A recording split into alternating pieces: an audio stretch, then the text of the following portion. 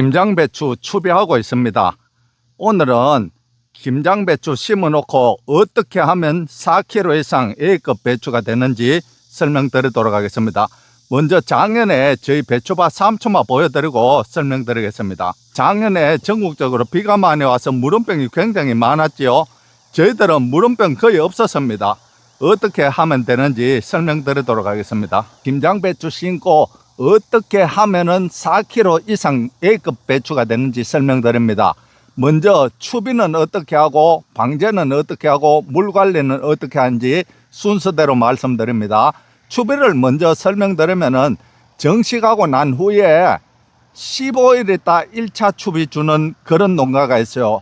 저희 지역에도 배추 대농하는 곳이 굉장히 많습니다. 그런데 추비를 정식하고 15일 대가 1차 추비 주는 곳은 밥 만들기 할 때 거름기가 적은 곳은 그렇게 줘요. 거름기가 많은 곳은 그렇게 주지 않습니다. 화학비료 유효기간은 보통 한 25일이 됩니다. 그래서 평균 대부분 농가들은 20일 간격 줍니다. 1차 추비 주고 20일, 2차 추비 주고도 20일 있다 3차 추비 주고 저도 그렇게 합니다. 그러면은 무슨 비료를 주느냐 이거 굉장히 중요하거든요. 저희 주위에 농가 어떻게 하는지 먼저 설명드리고 또 제가 하는 방법도 설명드리도록 하겠습니다. 예전에 저희 위에 어른들은 1차는 무조건 요소를 주고 2차, 3차는 NK비로 그렇게 줬습니다. 그것이 전혀 나쁜 것은 아니에요. 제가 아는 동생도 1차에 무조건 요소를 주더라고요. 그래서 제가 물어봤습니다. 왜 1차에 요소를 주느냐? 그거 보면은 김치공장하고 계약재배 하거든요. 그래서 제가 물어보니까 일단은 1차에 저는 빵을 키웁니다. 빵을 키워놓고 시작을 합니다. 그렇게 얘기를 하던데 요소가 질소잖아요. 질소만 주면은 크기는 커도 병에 약합니다. 특히 물음병에 약해요. 그런데 제 아는 동생 보니까 1차에 요소 주고 2차, 3차에 NK비료를 이렇게 주는데 그러면은 제가 칼슘 연면 시비라도 해라 그렇게 말하니까 연면 시비는 해요 보니까. 그 두 번째 농가는 1차, 2차, 3차 모두 NK비료만 주는 그런 농가가 있습니다. 그래서 거기도 제가 잘 아는데 그것만 주면은 배추가 제대로 크겠느냐? 거기도 계약 재배하거든요. 왜 그렇게 NK비료만 주느냐? 그렇게 하니까 계약 재배하면은 NK비료가 칼슘비료보다 조금 삽니다. 그 농비가 적게 들어요. 그래서 그렇게 한다. 그렇게 말하던데 거기도 제가 그러면은 3차에라도 칼슘비료를 줘라. 그리고 연면시비, 칼슘 연면시비 해라. 제가 그렇게 얘기를 했는데 뭐 하는지 안 하는지는 모르겠어요. 자기 농가마다 전부 다 하는 방식이 있으니까. 그리고 세 번째 농가는 1차에 요소 70%, 칼슘 30% 이렇게 주는 곳이 있어요. 그 제가 보니까 아주 현명해요. 왜? 요소만 주면은 빨리 크고 빵이 커지지만은 병에 약하다 이 말입니다. 그런데 요소 70%, 칼슘 30% 이렇게 주면은 배추가 잘 크지만은 또 세포벽이 단단해지거든요. 칼슘이. 그러니까 병에도 강하다. 그래서 1차에 요소 70%, 칼슘 30% 이렇게 주고 2차, 3차는 칼슘비로 주는 그런 농가가 있어요. 그러면 저는 어떻게 하느냐? 1차, 2차, 3차 모두 칼슘비료로 추비를 합니다. 그러면 댓글에 무슨 비료 쓰나요? 이렇게 또 댓글이 달리거든요. 제 창고 비료 보여드리고 설명드리겠습니다. 여기는 저희들 창고입니다. 자, 저 안에 냉동 창고라요, 저기는.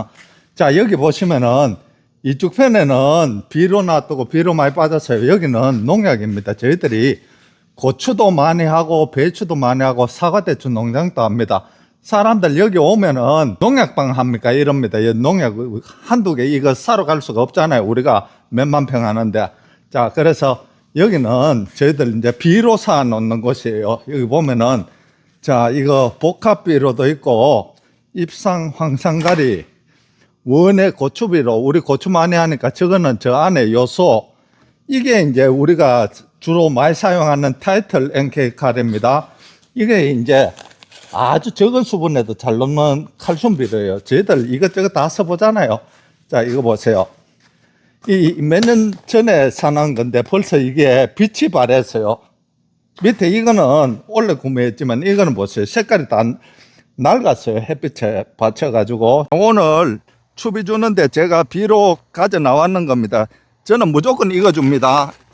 자, 이거 보면은 타이틀 NK 칼, 질소 인상 가리가 NPK잖아요. 그래서 질소, 가리, 칼슘, 질소, 가리, 칼슘, 황, 마그네슘까지 들었죠.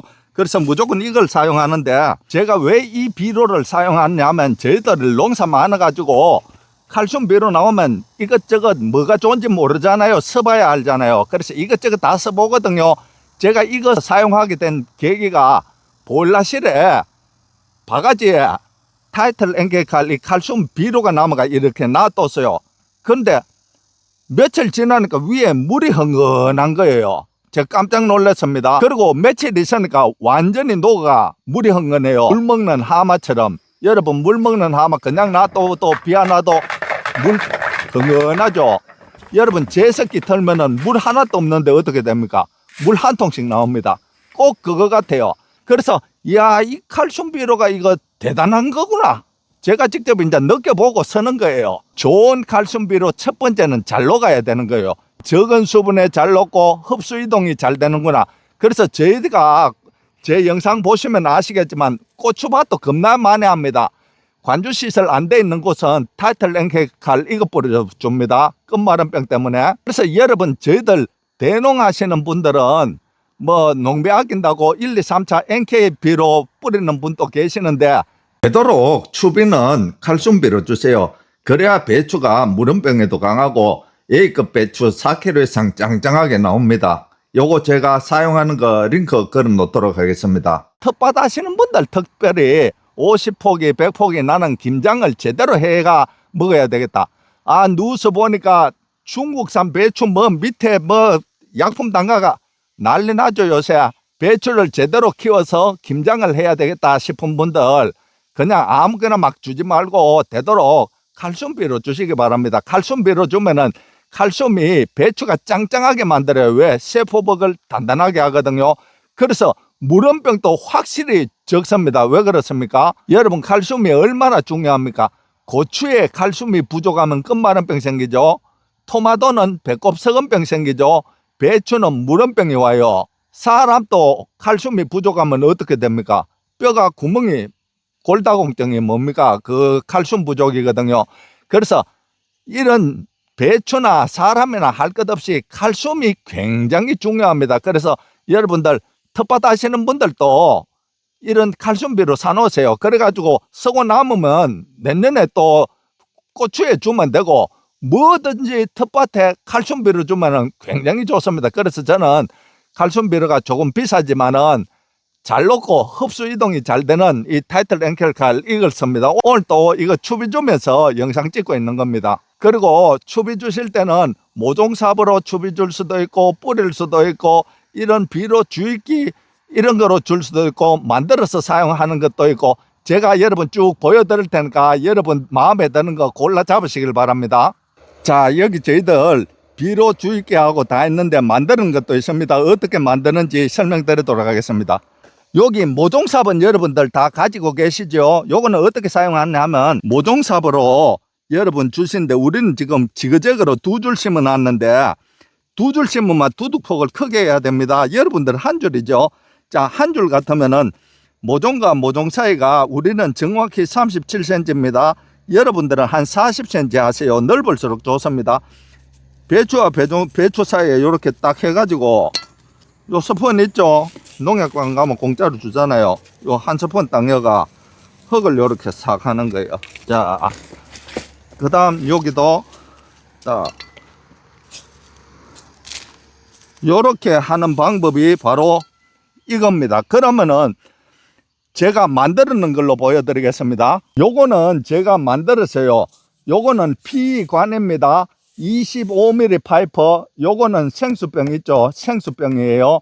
자, 요것을 끼우면 되는데 여기가 25mm가 처음에 잘 안 들어가요. 제가 옛날에 한번 만드는 거 가르쳐 드렸는데 여기에 토치로 살짝 불을 굽어 가지고 끼워버리면 됩니다. 그리고 여기는 비스듬히 날려버렸어요. 이렇게 해서 추비를 주는데 어떻게 주느냐, 일정 양을 이렇게 딱 넣어주면 되는 거예요. 이렇게. 자, 쉽죠?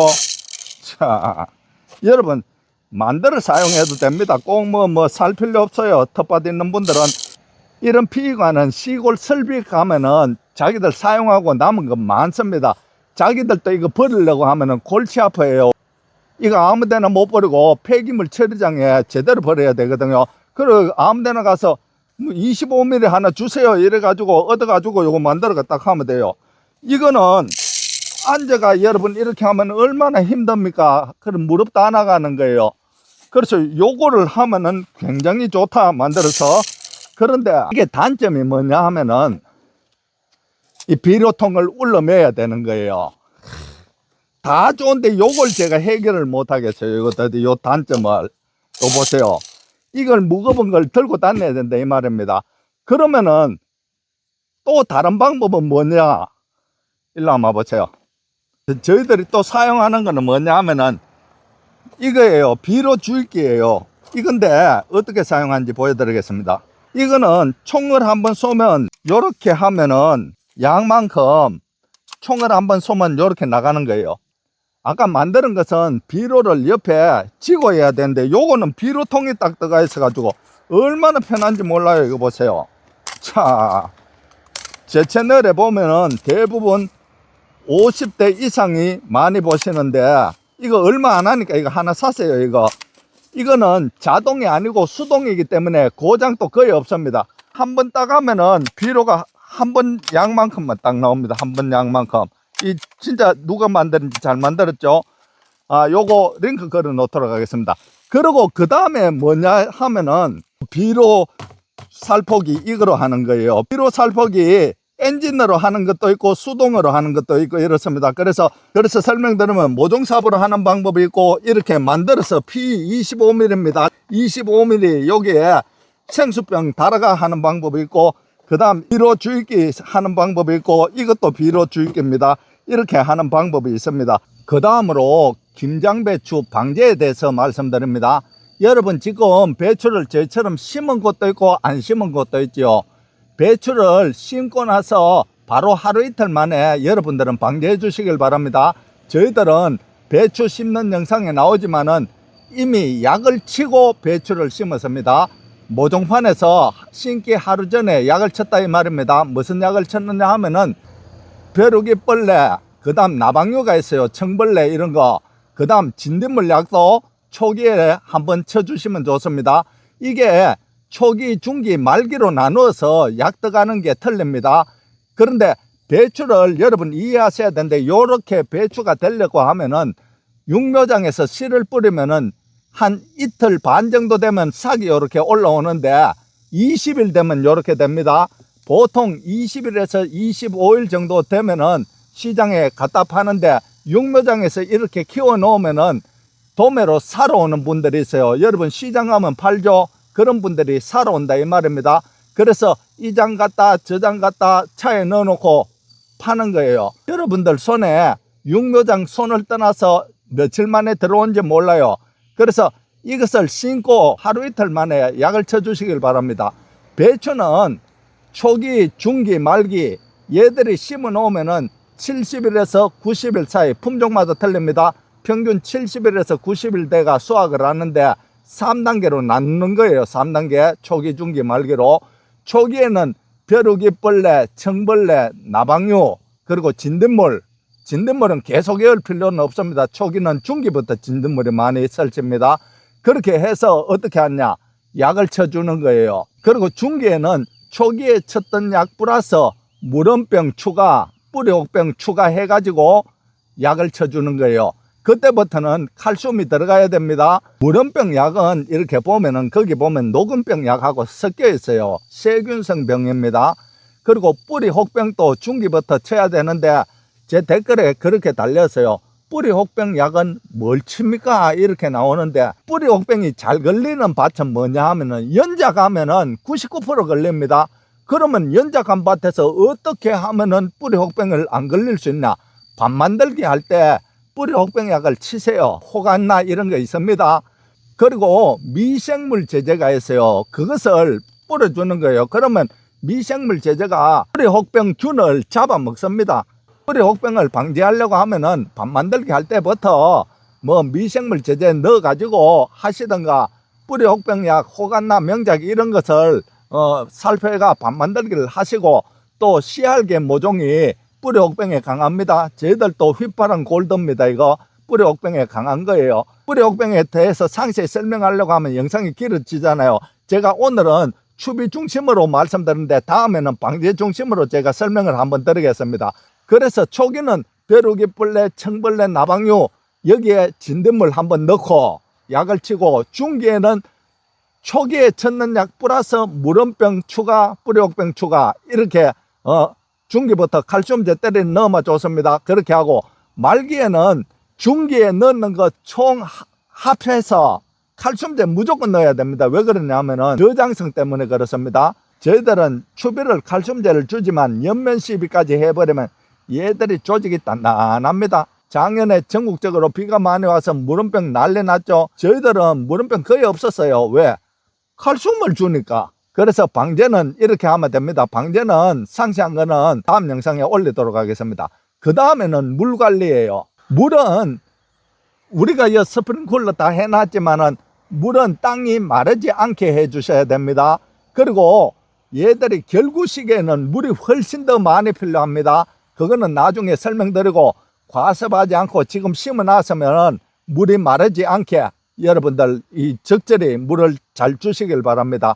그리고 수확 2주 전에는 물을 딱 끊으세요. 계속 물 주면 물 배출되고 저장성도 없어지고 단맛도 빠집니다. 그래서 오늘은 배추를 심고 나서 어떻게 추비를 주고 무슨 추비를 주면 좋냐 설명드렸고 방제에 대해서 설명을 드렸고 물 관리에 대해서 설명드렸습니다.